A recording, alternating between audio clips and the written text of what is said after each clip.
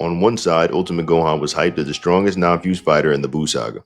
After Elder Kai unlocked his potential, Gohan completely dominated Super Buu, effortlessly outclassing him in raw power and speed. At his peak, Gohan was portrayed as the definitive trump card of the arc. But then there's Kid Buu, the final form of Majin Buu. While physically smaller and less controlled than Super Buu, Kid Buu was portrayed as the most dangerous version due to his unpredictability and chaotic fighting style. He's strong enough to trade blows with Super Saiyan 3 Goku, a form that even Vegeta admitted far surpassed anything they faced before. So the debate is this: does Ultimate Gohan's overwhelming performance against Super Buu prove he would wipe the floor with Kid Buu? Or does Kid Buu's raw ferocity, durability, and portrayal as the final villain of Z suggest he could push past Gohan's advantage? If you enjoy conversations like this and want to take part in deeper Dragon Ball discussions, I highly encourage you to join the Dragon Ball HQ Discord server, link below in the description. We'll be diving into this topic and more over there. Now, without further delay, let's begin. Talking firstly about the anime's portrayal. When the Buu saga kicks off, Gohan's fighting spirit is a shadow of its former self. After defeating Cell with the ferocious burst of Super Saiyan 2 power years earlier, he essentially steps away from the battle. Peace reigns and Gohan trades fists for textbooks. But in a world where threats can appear at any moment, stepping back has consequences. Fast forward to the World Tournament, Gohan, now older and known as the Great Saiyan Man, shows off his Super Saiyan 2 form.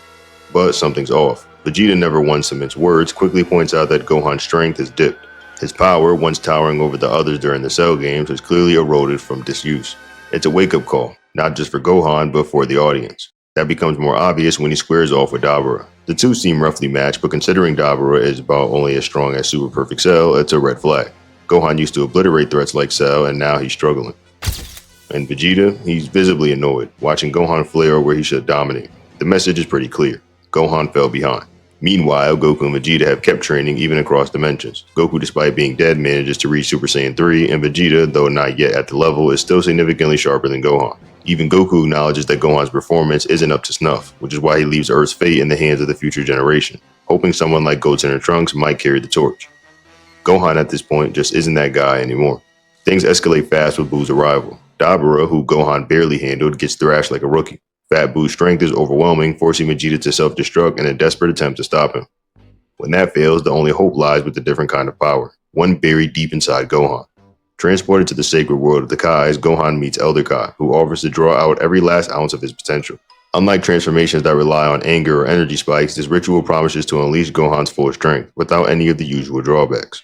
It takes time, but once it's complete, Gohan steps back into the fray and everything changes. The power Gohan displayed is jaw-dropping. He doesn't transform, his appearance barely changes, but the energy he radiates is immense. This isn't a new form like Super Saiyan 3, it's something else, a complete unlocking of what's already inside him.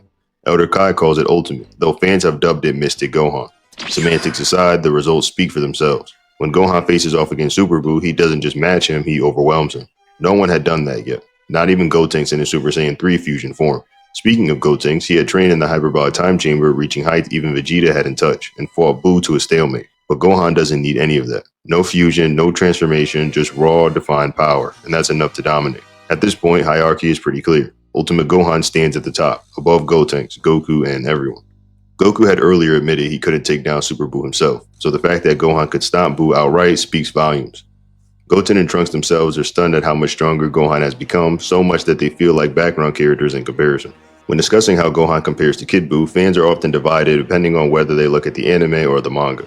However, when you dive deeper into the finer details, the conclusion doesn't really change. In the anime, it's particularly difficult to argue that Gohan is stronger than Kid Buu, and there are a few different reasons for this. One of the main points of the confusion comes from the fact that Kid Buu is actually portrayed as stronger than Super Buu. Many fans question this because Goku appeared more hesitant to fight Super Buu than Kid Buu, which some assume should be a deciding factor when comparing their strength. When Goku and Vegeta are inside Buu's body, they free the people he absorbed, which Vegeta points out significantly lowered Buu's power. Afterward, Vegeta insists that they should escape and fight him directly. Goku, however, says that in their unfused state, they wouldn't stand a chance. This line appears in both the anime and the manga. Later, when Goku fights Kid Buu, he manages to hold his own, and that's where much of the debate originates. The issue is that Goku is framed as the strongest warrior in the final battle with Kid Buu. This is supported heavily in the anime. Gohan and Piccolo, for example, state that the Spirit Bomb is their only hope and that if Kid Buu reached Earth, it would be destroyed again, implying that they didn't believe Gohan could take him head-on, much less win. This idea is further reinforced by the episode preview. Both Vegeta and Gohan directly state that Goku is the only one who can defeat Kid Buu. Vegeta explicitly says, "You are number one," while Gohan says, "For all of our sakes, you cannot lose." Some argue that Vegeta's words weren't about strength, but about Goku being the better man. However, that doesn't hold up since Vegeta also says things like "you're the only one who can fight Buu," which clearly refers to raw strength. Even when Vegeta observes the fight, he's astonished by Goku and Kid Buu's power, despite having already sent Super Buu. No one disputes this assessment either. Even though Gotenks and Gohan were technically available as options, they're never considered viable for the final battle. Similarly, when the Dragon Balls become available, no one suggests bringing Gohan or Gotenks to fight in Goku's place. Instead, they chose the Spirit Bomb, which narratively and through scaling implies Gohan was not at Goku's level at this point. Now, circling back to Kid Buu versus Super Buu, Goku's reactions make things more complex. He seems wary of facing Super Buu, but goes toe-to-toe with Kid Buu.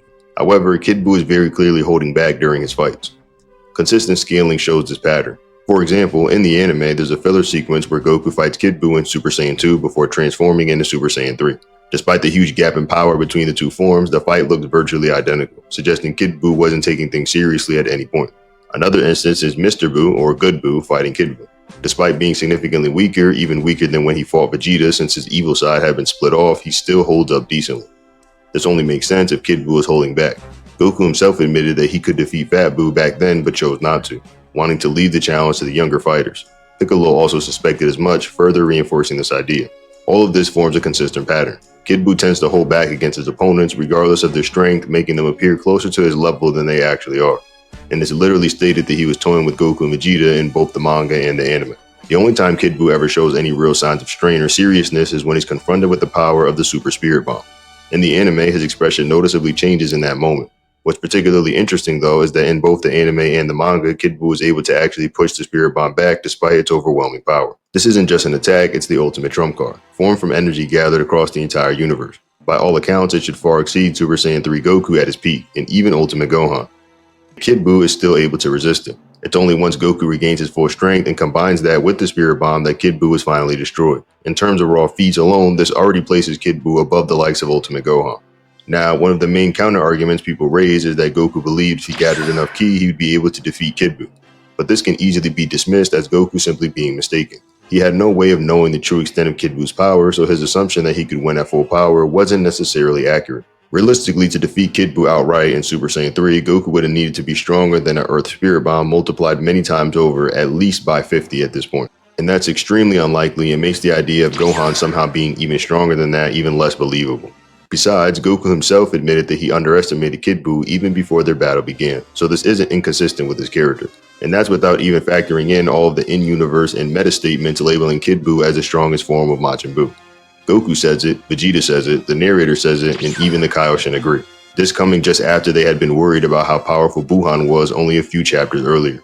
Taken all together, the evidence strongly suggests that Kid Buu should be considered stronger than Super Buu at the very least. When looking at the manga, the conclusion doesn't really change either. You can still make the same Spirit Bomb argument in Kid Buu's favor, and the surrounding statements are nearly identical to what's said in the anime. Kid Buu is consistently portrayed as a stronger version than Super Buu.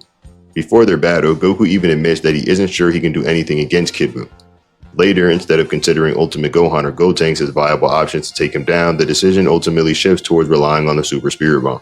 What's also important is that both Goku and Vegeta agreed not to use fusion again, no matter how powerful Kid Buu turns out to be. But this wasn't because they believed they could win without it, it was more about principle. Goku specifically points out that Kid Buu is back in his original form, unaltered, and it's only fair that they fight with unfused stats as well. For anyone who might argue that Goku didn't take this stance against Super Buu, keep in mind that Super Buu was still a merged fusion of two Buus, essentially making him a kind of pseudo-fusion himself. Even so, if you want to argue they chose not to fuse because they thought they might somehow be able to win without it, that idea falls apart when you remember that Goku openly admits later that he underestimated Kid Buu's strength. So in the end, Kid Buu defeating Ultimate Gohan isn't really a close call. It's not even close, and Kid Buu wins in pretty much every iteration.